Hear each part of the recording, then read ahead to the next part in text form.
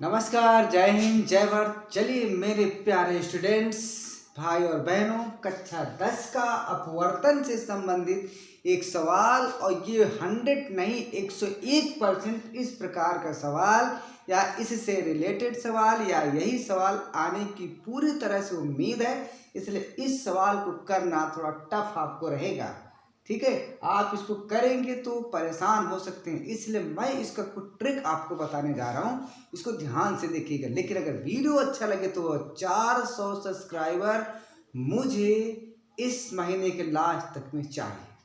तो चलिए सवाल शुरू करते हैं। कांच का जल के सापेक्ष अपवर्तनांक दिया है 9/8। कांच का वायु के सापेक्ष अपवर्तनांक दिया है 3/2।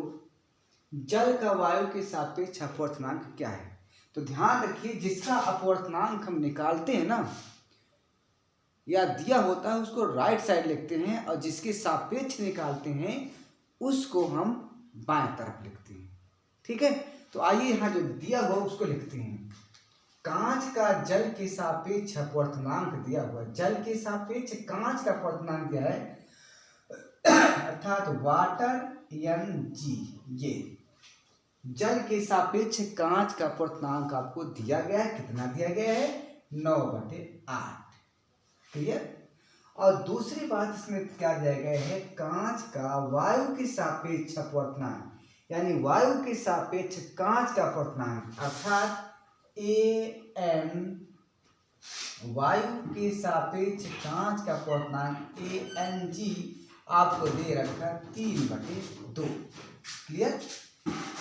जल के सापेक्ष कांच का अपवर्तनांक दे रखा है 9/8, और वायु के सापेक्ष कांच का अपवर्तनांक दे रखा है 3/2। तो क्वेश्चन है, जल का वायु के सापेक्ष अपवर्तनांक क्या होगा? जल का वायु के सापेक्ष यानी AnW बराबर क्या, ये आपको लिखना है, ठीक है।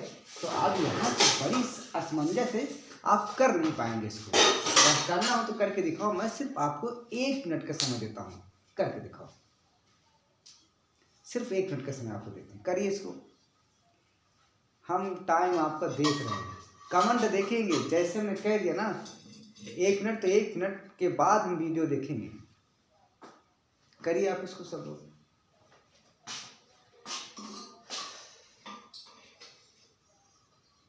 आंसर दीजिए जितना है। 20 सेकंड हो गए।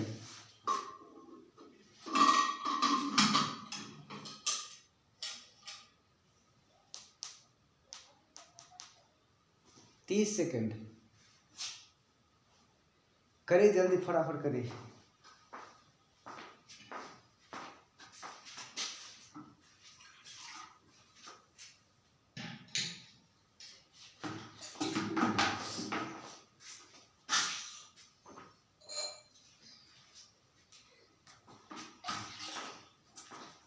परेशान हो जाएंगे आप। चलिए देखते हैं, करवाते हैं।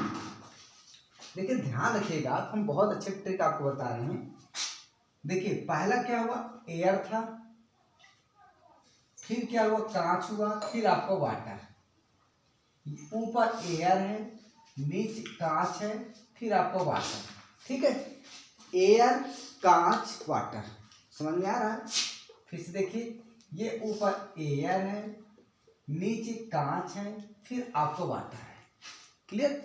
तो किरण क्या हो रही? यहां से इसमें जा रही है, फिर ये पानी है तो और झुकेगी, फिर ये कांच है तो और घुसेगी। अगर इनको लिखेंगे हम, अगर इसको लिखेंगे कैसे लिखते हैं तो ध्यान रखिए, एयर के सापेक्ष किसमें जा रही? कांच में। तो हम लिखेंगे, क्या लिखेंगे? एयर के सापेक्ष कांच का अपवर्तनांक गुणे, फिर कांच से वाटर में जा रही है तो कांच के सापेक्ष वाटर का अपवर्तनांक, फिर वाटर से फिर एयर में निकल रही है तो हम लिख देंगे वाटर के सापेक्ष एयर का अपवर्तनांक। इन जब तीनों को सीरियल से मल्टीपल करेंगे, एयर के सापेक्ष कांच का अपवर्तनांक गुणे कांच के सापेक्ष वाटर का अपवर्तनांक गुणे वाटर के सापेक्ष एयर का अपवर्तनांक, इन सब का कैलकुलेशन करेंगे तो इसकी वैल्यू आता है 1। ये बहुत इंपॉर्टेंट चीज, इसको ध्यान रखिए। क्लियर। अब देखिए इसके बाद क्या है, हमको निकालना क्या है? AnW। तो AnW कैसे आएगा? देखिए हम इसको उठा करके इधर कर देंगे तो ये हो जाएगा ANG गुणे GNW बराबर 1/WNG हो गया। क्लियर हो गया? बिल्कुल हो गया। आप यहाँ देखिए, अब जब इतना ये हो गया आपका, तो हम इसको क्या लिख सकते हैं? अगर हम इसको ऊपर ले जाएंगे तो ये G और W अपना स्थान चेंज कर देंगे। क्या अपना स्थान क्या करेंगे? चेंज कर देंगे। और देखिए यहाँ पर ये आपका A है, सॉरी गलती हो गया हमसे, यहाँ पर A है तो ये A है।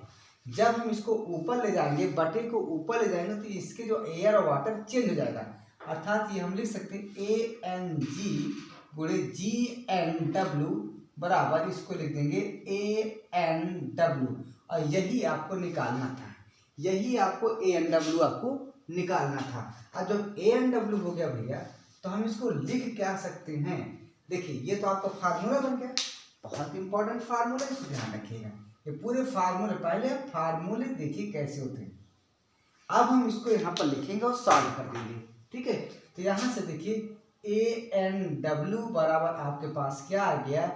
ANG गुणे GNW, ठीक है। हमको ANW ही तो निकालना है। तो अब ANW देखिए इसमें क्या क्या मान है आपके पास? ANG की मान दे रखा है, GNW नहीं है बल्कि WNG है। तो इसको हम उल्टा कर लेंगे, तो हम इसको क्या लिख सकते हैं? ANG, इसको हम लिख सकते हैं बटे में कर देंगे तो ये WNG हो जाएगा। अर्थात इसको हम लिख सकते हैं ANG बटे WNG। यही आपको क्या हो जाएगा भैया? यही आपको क्या हो जाएगा? ANW। तो अब ANG की भी वैल्यू दे रखा है, कितना दे रखा है? 3/2। और क्या दे रखा है आपके पास? WNG की वैल्यू दे रखा है 9/8। अर्थात ये हो जाएगा 3 और ये 9, 8 ऊपर जाएगा और 2 नीचे आएगा। तो 2 चौको 8 और 3 त्रिकाई 9। अर्थात उत्तर क्या रहा? 4/3। That is your answer. ये 4/3 हो गया। आपका जो सवाल था कि एयर के सापेक्ष वाटर का अपवर्तनांक कितना होगा, तो 4/3। अगर वीडियो अच्छा लगा हो तो लाइक जरूर कीजिए, सब्सक्राइब कीजिए, 400 सब्सक्राइबर पूरा कीजिए, ठीक है। नोट कीजिए इसको।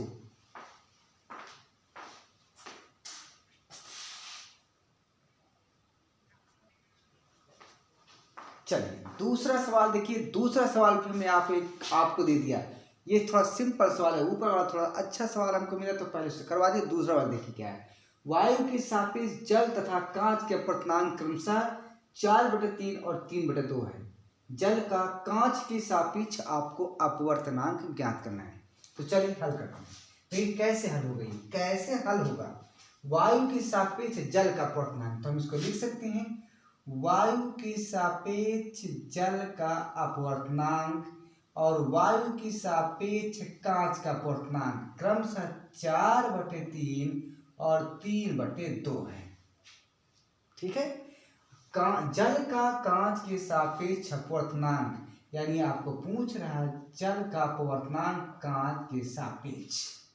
तो यहाँ ध्यान रखिएगा GNW बराबर होता है, इसको आप लिख देंगे ANW बटे ANG।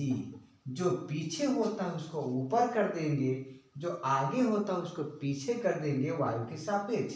अब इनकी वैल्यू आपको दे रखा है, कितना दे रखा है? ANW 4/3 और ANG कितना? 3/2। तो यहाँ से क्या हो जाएगा? 4 और 3 ऊपर 2 नीचे 3 आएगा। ये हो जाएगा आपका भैया 8/9। That is your answer. Video अच्छा लगा तो लाइक जरूर कीजिए। नमस्कार, जय हिंद, जय भारत, शुभ रात्रि।